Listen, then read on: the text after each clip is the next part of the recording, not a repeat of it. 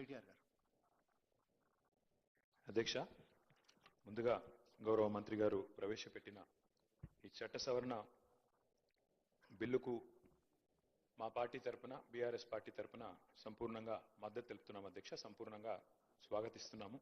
తప్పకుండా బలహీన వర్గాలకు మరి మనకు రాజకీయ ప్రాతినిధ్యం పెరగాలి అనే ఆలోచన ఏదైతే ప్రభుత్వం చేస్తుందో దాన్ని స్వాగతిస్తున్నాం. అయితే మంత్రి గారు మాట్లాడుతూ రాజకీయ, సామాజిక, ఆర్థిక అన్నారు అధ్యక్ష. నాకు తెలిసినంత వరకు ఈ బిల్లులో కేవలం రాజకీయ అవకాశాలకు సంబంధించే ఉంది తప్ప ఇందులో మరి సబ్ ప్లాన్ పెట్టి కనీసం డబ్బులు ఇచ్చినట్టయితే లేదా మీరు బీసీ డిక్లరేషన్లో చెప్పినట్టు మిగతా ఆర్థిక పరమైన అంశాలు ఏమైనా ఉన్నాయని చూశారు అధ్యక్ష. బిల్లు అయితే ఏం లేవు. మరి సామాజిక, ఆర్థిక అన్నారు అధ్యక్ష. అది కూడా బీసీ సబ్ ప్లాన్ కూడా తొందరలోనే ప్రత్యేకంగా అవసరమైతే ఒకరోజు సమావేశం పెట్టి బీసీ సబ్ ప్లాన్ కూడా పెట్టాలి అని చెప్పి కూడా రాష్ట్ర ప్రభుత్వాన్ని తమ ద్వారా నేను కోరుతా ఉన్నా అధ్యక్ష. అయితే అధ్యక్ష, ఈ సందర్భంగా మా పెద్దలు, మా గౌరవ మాజీ మంత్రివర్యులు బలహీన వర్గాల సంక్షేమ శాఖకు మంత్రిగా పనిచేసిన గంగుల కమలాకర్ గారు చాలా విషయాలు చెప్పారు. న్యాయపరమైన, శాస్త్రీయంగా చేయండి, న్యాయపరమైన చిక్కులు లేకుండా చేయండి అని వారు చాలా విషయాలు చెప్పారు అధ్యక్ష. దాంతోపాటు ఇంకా ఒక 2-3 అంశాలు మా పార్టీ తరఫున, ఎందుకంటే మున్సిపల్ చట్టాన్ని సవరిస్తున్నప్పుడు వారు మాట్లాడారు. పంచాయతీరాజ్ మంత్రిగా నేను గతంలో కొంతకాలం పనిచేశాను అధ్యక్ష. కాబట్టి నా అనుభవంతో వారికి కొన్ని సలహాలు, సూచనలు కూడా నేను చేయాలనుకుంటా ఉన్నా అధ్యక్ష. అధ్యక్ష, మా పార్టీ కొత్తగా ఈరోజు బలహీన వర్గాల సంక్షేమం గురించి ఈరోజు మాట్లాడడం లేదు అధ్యక్ష. పెద్దలు కేసీఆర్ గారు 2004వ సంవత్సరంలో ఆనాడు యూపీఏ ప్రభుత్వంలో, ఆనాడు కాంగ్రెస్ పార్టీతో మేము పొత్తు పెట్టుకున్నాం అధ్యక్ష. పొత్తు పెట్టుకున్న తర్వాత ఆ రోజు యూపీఏ ప్రభుత్వంలో భాగస్వామిగా కూడా దాదాపు 1.5 సంవత్సరాల కాలం మంత్రిగా కూడా, కేంద్ర కేబినెట్ మంత్రిగా కూడా కేసీఆర్ గారు పనిచేసినారు. ఆ సమయంలో అధ్యక్ష 2004 డిసెంబర్ 17, నేను డేట్తో సహా చెప్తా ఉన్నాను.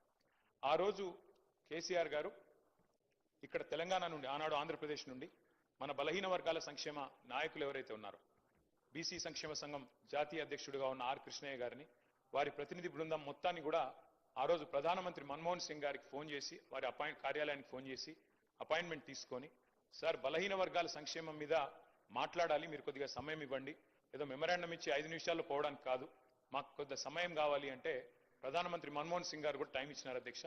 దాదాపు 45 నిమిషాలు టైం ఇస్తే 1.5 గంటల పాటు సమావేశం జరిగింది అధ్యక్ష. ఈరోజు మన బీసీ కమిషన్ మాజీ చైర్మన్ గా ఉన్న వకులాభరణం కృష్ణమోహన్ రావు గారు కూడా అందులో ఉన్నారు, ఆ ప్రతినిధి బృందంలో. అట్లాగే ఆర్ కృష్ణయ్య గారు, వీరందరూ కూడా ఉన్నారు. ఆ రోజు కేంద్ర మంత్రిగా కేసీఆర్ గారు డిమాండ్ చేసింది అధ్యక్ష, ఆనాటి ప్రధానమంత్రి గారిని, సార్ ప్రతి రాష్ట్రంలో బలహీన వర్గాల సంక్షేమ శాఖ ఉంది, బీసీ వెల్ఫేర్ మినిస్ట్రీ ఉంది, దానికి బడ్జెట్ కేటాయింపులు ఉన్నాయి. ఆ రకంగా బలహీన వర్గాల సంక్షేమం కోసం ప్రతి రాష్ట్రంలో, భారతదేశంలో ఏదో కార్యక్రమం జరుగుతూ ఉంది. కానీ కేంద్రంలో ఓబీసీ వెల్ఫేర్ మినిస్ట్రీ లేదు, ఓబీసీ వెల్ఫేర్ మంత్రిత్వ శాఖ లేదు. పెడితే చాలా బాగుంటుంది. అప్పుడు ఏమవుతుందంటే అనుసంధానం చేసుకుని ఓబీసీ అక్కడ కేంద్రంలో ఉన్న మంత్రిత్వ శాఖ, రాష్ట్రంలో ఉండే మంత్రిత్వ శాఖలు కలిసి పనిచేస్తే మరింత మేలు చేయవచ్చు, ఓబీసీ మంత్రిత్వ శాఖ పెట్టండి అని మొట్టమొదటిసారిగా భారతదేశంలో మరి ఒక కేంద్ర మంత్రిగా ప్రధానమంత్రి గారి దృష్టికి తీసుకుపోయిన నాయకుడు మా నాయకుడు కేసీఆర్ గారు అనే మాట నేను మీకు గుర్తు చేస్తా ఉన్నాను అధ్యక్ష. అట్లాగే అధ్యక్ష, పార్టీ పెట్టిన కొత్తలోనే బీసీ పాలసీ తెచ్చి కొంత మరి మా పార్టీ విధానాల్లోనే బీసీ పాలసీ అంటూ తీసుకొచ్చింది కూడా ఆనాడు టీఆర్ఎస్ అధ్యక్ష. రాష్ట్రం ఏర్పడ్డది అధ్యక్ష. చాలా మంది పెద్దలు చెప్తా ఉంటారు, కేసీఆర్ గారి నాయకత్వంలో ప్రజా ఉద్యమం నిర్మాణం జరిగింది, అందులో అందరం కూడా పాల్గొన్నాం. ఈ హౌస్ లో ఉన్న వాళ్ళలో కూడా చాలా మంది ఉన్నాం. అందులో భాగంగానే ఆనాడు పార్టీలకు అతీతంగా పోరాడితే అల్టిమేట్ గా తెలంగాణ సిద్ధించింది.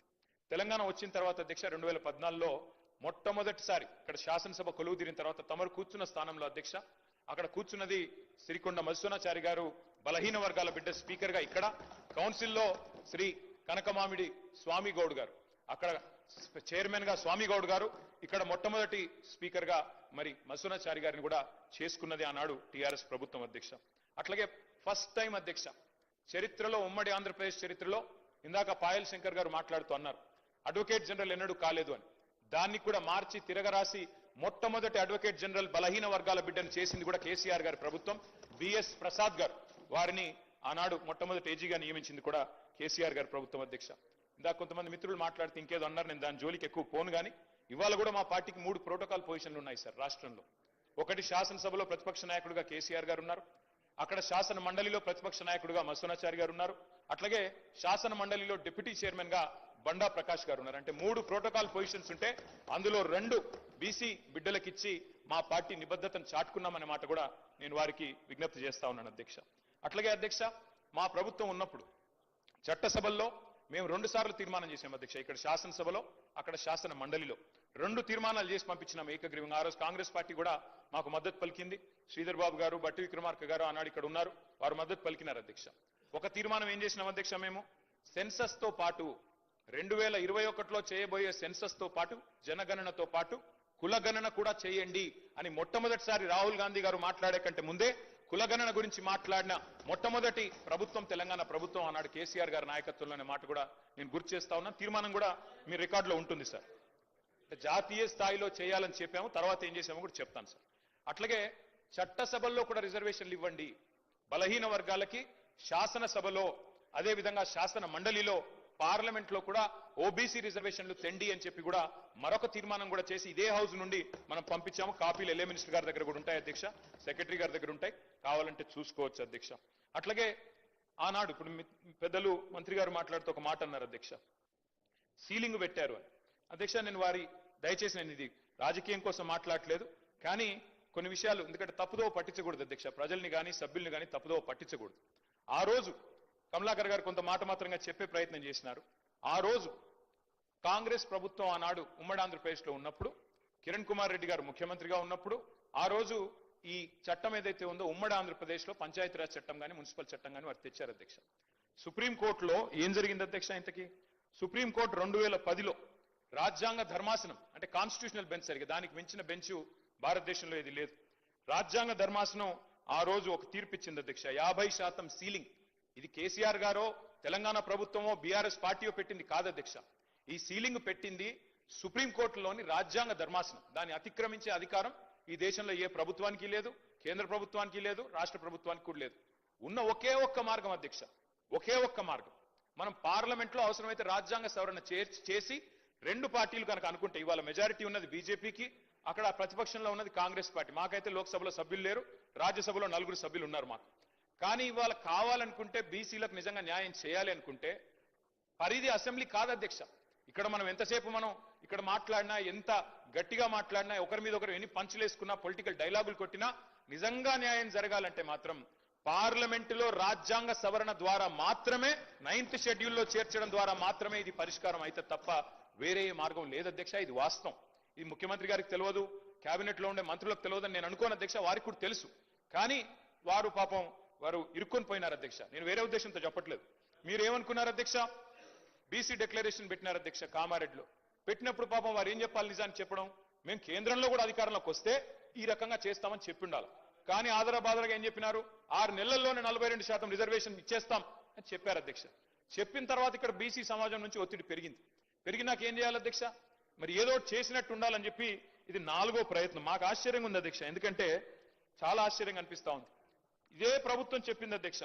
ఏం చెప్పారు మీరు? మొదటిసారి మేము రాజ్యాంగబద్ధంగా సాధిస్తామని మొదటిసారి చెప్పారు, ఒకసారి చెప్పారు. తర్వాత ఆర్డినెన్స్ ద్వారా వస్తామని ఇంకోసారి చెప్పారు. మరొకసారి పార్టీ పరంగా అన్నారు. ఇంకోసారి రాహుల్ గాంధీ గారు ప్రధానమంత్రి అయిన తర్వాత ఇస్తామన్నారు. మళ్ళీ ఈ రోజు మళ్ళీ బిల్లు తెస్తా ఉన్నారు. అంటే ఒకటే పార్టీ 5 రకాలుగా మాట్లాడితే, 5 సందర్భాల్లో మాట్లాడితే ఈ రాష్ట్రంలో ఉన్న బీసీ బిడ్డలు చూస్తలేరా అధ్యక్ష? అర్థం చేసుకుంటలేరా మీ నిజాయితీని కానీ, మీ చిత్తశుద్ధిని కానీ? అంటే చిత్తశుద్ధి లేని శివ పూజ చేస్తూ ఇవాళ ప్రతిపక్షం మీద నెపం పెట్టి తప్పించుకుంటామంటే కుదరదు అధ్యక్ష. మేము ఇప్పటికి కూడా చిత్తశుద్ధితో చెప్తున్నాం, సిన్సియర్గా చెప్తున్నాం, సంపూర్ణంగా స్వాగతిస్తాము. మీరే చెప్పారు, గౌరవ ముఖ్యమంత్రి గారు చెప్పారు అధ్యక్ష, ఇదే హౌస్ లో చెప్పారు మార్చిలో. ఏమన్నారు అధ్యక్ష? కేసీఆర్ ప్రభుత్వం ఉన్నప్పుడు కూడా 37% రిజర్వేషన్ స్థానిక సంస్థల్లో ఇవ్వాలి అని చెప్పి ఇక్కడ నుంచి బిల్లు పంపించారు పార్లమెంట్కి. పార్లమెంట్ నుంచి ప్రెసిడెంట్ ఆఫ్ ఇండియాకి పోయింది, ఇంకా ప్రెసిడెంట్ ఆఫ్ ఇండియా దగ్గర పెండింగ్ ఉంది. ఇప్పుడు మనం 42% సాధించాలి అంటే ఆ 37% అని పంపిన ఫైల్ మేము వెనకకు తెప్పించి ఈ 42% పంపిస్తాం ప్రెసిడెన్షియల్ అసెంట్ కోసం అని చెప్పినారు. మరి నేను అడుగుతా ఉన్నా అధ్యక్ష, ఆ రోజు మేము చిత్తశుద్ధితో ప్రయత్నం చేయలేదా? మేము 37% బిల్లు పంపలేదా? ఆ రోజు మరి అంత ప్రయత్నం చేసిన మమ్మల్ని పట్టుకొని ఇవాళ నోటికొచ్చినట్టు మాట్లాడితే ఇది మంచిదా? దయచేసి ఆలోచించండి. ఇంకొక మాట కూడా నేను అడుగుతా ఉన్నా అధ్యక్ష.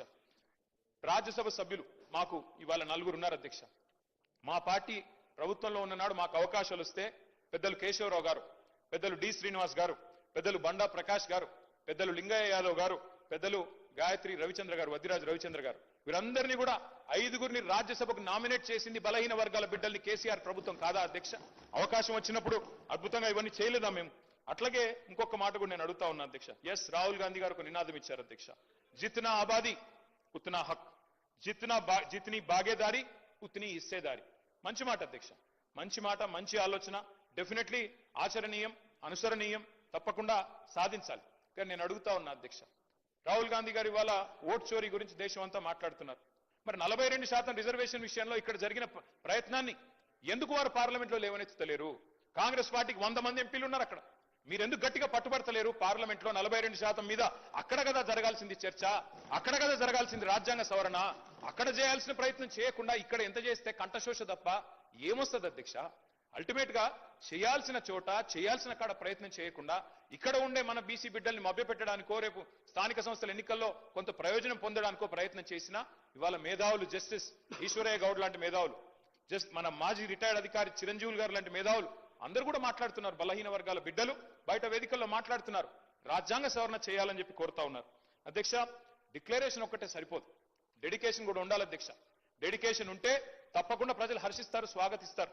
మిమ్మల్ని నేను కోరుతా ఉన్నా అధ్యక్ష, మీరు చేసినారు ప్రయత్నం, ఒక హౌస్ హోల్డ్ సర్వే చేసినారు మీరు, దాని పేరు సిఈపిసి ఏదో పెట్టినారు.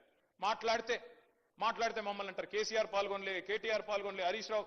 సార్ మేము ముగ్గురం అఫిడవిట్లు ఇచ్చినాం, ఎలక్షన్ అఫిడవిట్లు మీ కాడనే ఉన్నాయి, ఎలక్షన్ కమిషన్ కార్డు ఉన్నాయి. అలా నేను ఓసీయా బీసీయా మీకు తెలుసు, నేను పాల్గొంటే ఏంది పాల్గొనకపోతే ఏంది, కానీ తప్పు చేసింది మీరు. ఇవాళ 6% జనాభా తగ్గింది మీ సర్వేలో. కేసీఆర్ గారు చేసినప్పుడు హౌస్ హోల్డ్ సర్వేలో కేసీఆర్ ప్రభుత్వం చేసినప్పుడు 52%గా వచ్చిన బలహీన వర్గాల సంఖ్య 6% ఎట్లా తగ్గింది అనే ఆలోచన మీరు చేసిండ్రా? ఎక్కడన్నా రివ్యూ చేసిండ్రా? ఎన్నడన్నా ఒక్కసారి ప్రయత్నం చేసిండ్రా చిత్తశుద్ధితో? అది చేయలే. ఎంతసేపు ముగ్గురు పాల్గొనకపోతే 6% తగ్గుతుందా అధ్యక్ష? మేము కేసీఆర్ గారు, నేను, హరీష్ రావు గారు పాల్గొనలేదు. సరే, మాది ఏందో ఎలక్షన్ అఫిడవిట్ ఉండనే ఉన్నది, అందులో మేము ఓసీఆర్